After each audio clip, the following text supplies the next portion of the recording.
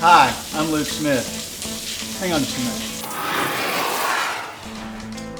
Hi, I'm Luke Smith, and this is my partner, Si. And we're standing smack dab in the middle of a disaster. What would you do if you came home and fire or water damage like this had destroyed your home? Who would you call? What would your insurance company cover? And what would they pay for? And how would they handle this loss? Come with me and Si and experience the highs and lows of this big adventure. This is Disaster Restoration. Let's get to work.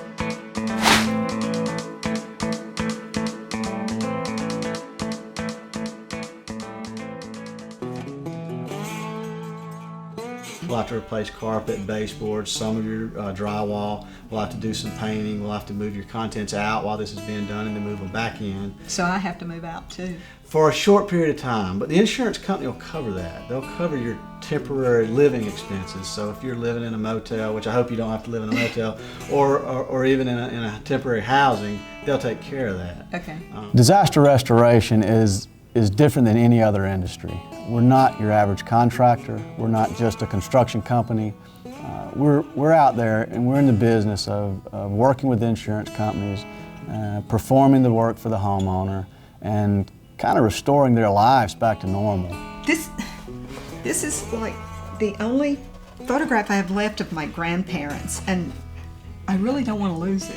People ask some really outlandish things sometimes. Their requests can be anything from walking a dog to feeding their dog or feeding their cat or letting them out. We've even been asked one time to keep some pets at our house. I've had a couple that asked me if they could move into my house because I told them I had a basement. Sometimes those aren't the best things to do, but we have all kinds of requests. So let's just hope for the best on this. And again, it is severe damage. But let's try to get it back restored as well as we can. Even with severe damage to her floors, furniture, and cabinets, one of Miss Tia's main concerns is the picture of her grandparents. So the disaster restoration team will put extra effort into salvaging this critical family heirloom.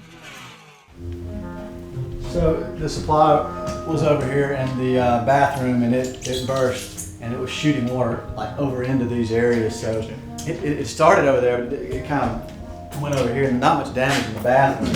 It looks like it got into the edge of that room, but it's probably something we can drive. This floor right here is laminate with particle board. It's already swollen. I think we're going to take every bit of it out and replace it. You can even see right here the ridges on the edges that are swollen up. So. Yeah. We'll have to take that out. Ash, get plenty of pictures of the floor and the damage on the floor, showing the buckles and showing the swollen wood. And it looks like we've gotten a good bit of damage here. The quarter round has come loose in front of the cabinets. I can see some swelling at the bottom of the cabinets. I think they need to come out, don't you? I do, and the wall could be wet behind them also. So we'll check the wall behind it and make sure it's not wet. And if it is, we'll dry it. Check the cabinets for damage. I think this corner cabinet, based on the amount of water that's just sitting here, I think it's going to be damaged. We'll probably want to take it out. Oh, is that piece coming off? Yeah, it's loose. Yeah, we'll take this out. When we do that, we may lose this countertop, but we'll just replace it. Looks like the water went out here. This transition strip is wet. You can see the water damage. Let's pull that carpet back. It's wet. This pad's saturated. What we'll do here then is we'll take out the wet pad. We'll save the carpet if we can. It may have to be replaced. It may not. We'll see what the insurance company says on that. But we'll at least replace the pad, dry the carpet, and then lay it back down. Let's dry this subfloor, and then we'll dry the subfloor into this. I think we should get somewhere around 7 or 8 air movers, one good dehumidifier. We'll suck the water out and put the equipment in, and then get it dried out, and then see what we got to do to make the repairs. You got any other thoughts or comments? No, they were good. Ash, you got plenty of pictures? All right, let's go to the van. To complete the restoration, the team will need to focus on 3 problem areas. The first is the kitchen, where water damage has buckled the hardwood particle board and severely warped the cabinet baseboards. The team will need to replace the flooring and install brand new cabinets to restore it to its original condition. The second is the living room, where the carpet and underpadding has soaked to the subflooring. Industrial fans will need to be brought in to mitigate the water damage, but if that isn't sufficient, the carpet may need to be replaced altogether. The third problem area is the wall, where the high water soaked through to the baseboards and damaged the drywall. To complete the job, the team will need to cut and replace both the baseboards and the drywall.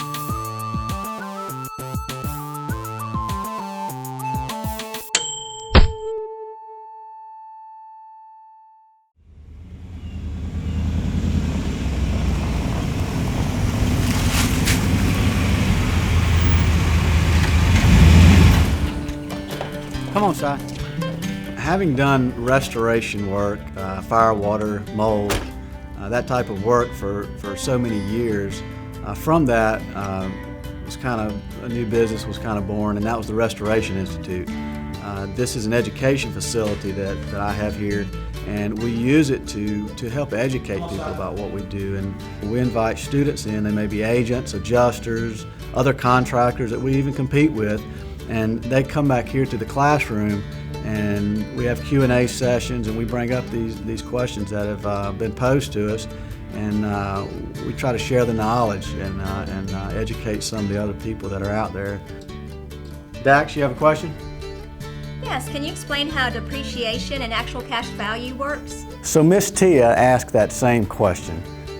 She's going to be responsible for some of that payment, and she wants to know what the insurance company's going to do and what we're going to do. We've got a quick explanation up here, and I'm going to go over that. We like to bring those questions from the homeowner into the classroom, and we can go over them and we can discuss them, but it's a learning process for everybody.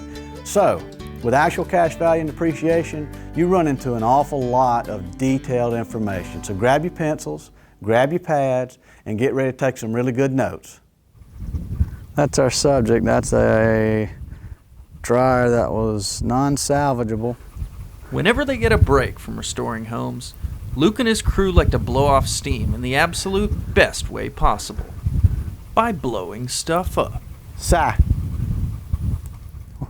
what are you doing? What are you doing, boy? Come on.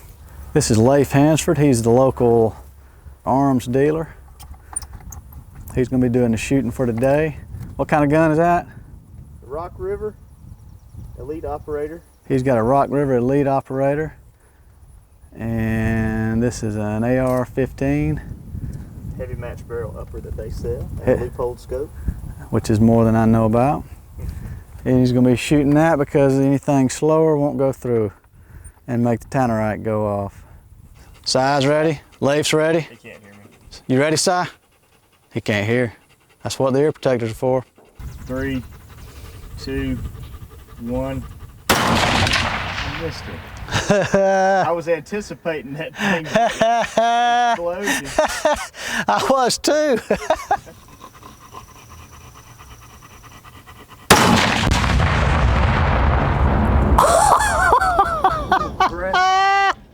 Holy crap!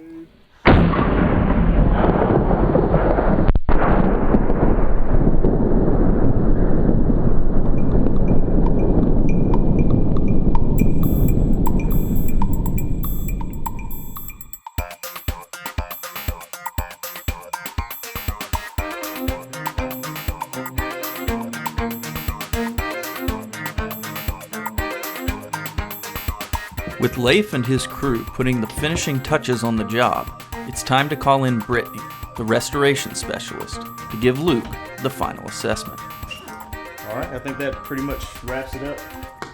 So I think you're going to be happy with what we were able to do with the carpet. We were actually able to save it.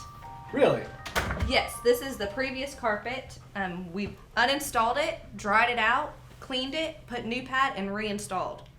It looks brand new, really. I mean, honestly, I thought y'all had replaced it when I looked at it. It feels brand new with the new pad.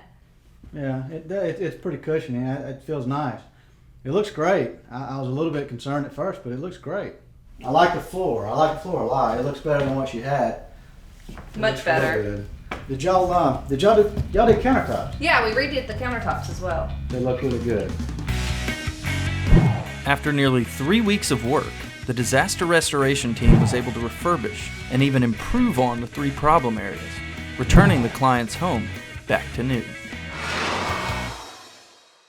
The best part of what I do and what we do here, and the most gratifying, is when we move a family back in that's suffered through a big disaster such as a fire loss. Several months away from home, away from their house, away from their backyard and their swing set or their porch swing, all those good things that make a house a home.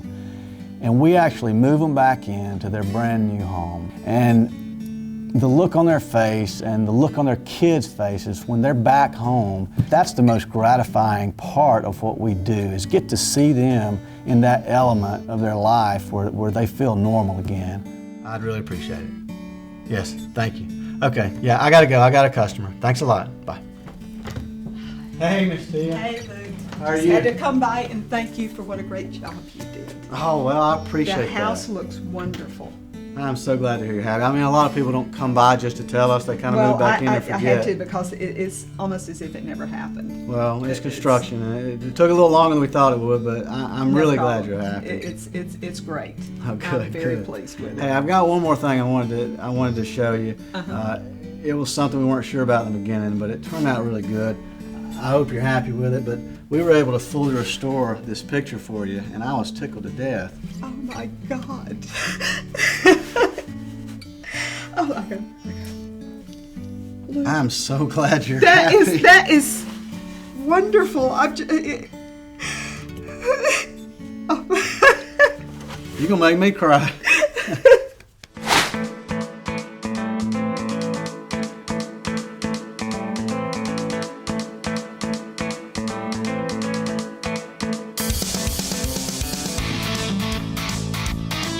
We run into some of the most unique situations that you can imagine. Yes, we do fire damage, we do water damage, we do mold damage, we do sewage damage, which falls under the water category, but it's sewage. It's sewage just like you know it to be, and it's pretty ugly sometimes. We have to clean it off of stuff. It'll come out of your tub, it'll come out of your sink, it comes out of the toilet, obviously. But it'll back up through any drain you've got in your house, and it makes an enormous mess. We had a lady one time that she swore to us that she had not eaten corn in the last year, but it was there, so I don't know.